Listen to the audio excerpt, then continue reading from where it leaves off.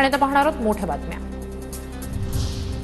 Pushpa fame Allu अर्जुनला जामीन मंजूर। 50,000च्या जात मुचलक्यावर 4 आठवड्यांचा अंतरिम जामीन मंजूर। हैदराबादमधील थिएटरमध्ये झालेल्या चेंगराचेंगरी प्रकरणी झाली होती अटक। अविश्वास प्रस्तावाच्या मुद्द्यावरून राज्यसभेत गोंधळ। मी शेतकऱ्याचा मुलगा झुकणार नाही जगदीप धनखड यांचं वक्तव्य, तर मीही मजुराचा मुलगा म्हणत खरगेंचा पलटवार। संसदेत आजपासून 4 दिवस संविधानावर विशेष चर्चा। राज्यसभेच्या खासदारांना सभागृहात उपस्थित राहण्यासाठी व्हिप जारी।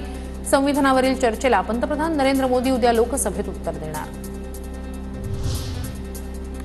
पैशांच्या जीवावर हिमाचल प्रदेश महाराष्ट्राचं सरकार पाडलं। पुढच्या निवडणुका बॅलेटवर घ्या, लोकसभेत प्रियंका गांधींची मागणी।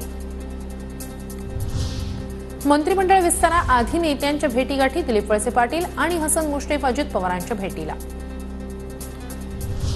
संसदेला आपण राजकीय आखाडा करत चाललोय। अमोल कोल्हेंची टीका। कुठल्या नेत्याचे कुणासोबत संबंध आहेत, कोणता नेता कुणासोबत फ्लाईट न जातो, यापेक्षा तरुणांच्या आणि शेतकऱ्यांच्या विषयावर चर्चा झाली पाहिजे, असंही मांडलं मत।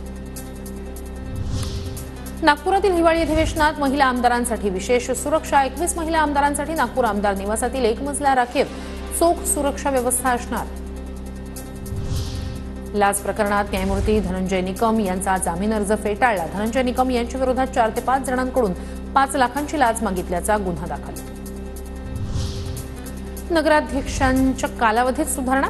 2.5 वर्षांऐवजी आता नगराध्यक्षांचा कालावधी 5 वर्षांचा असणार।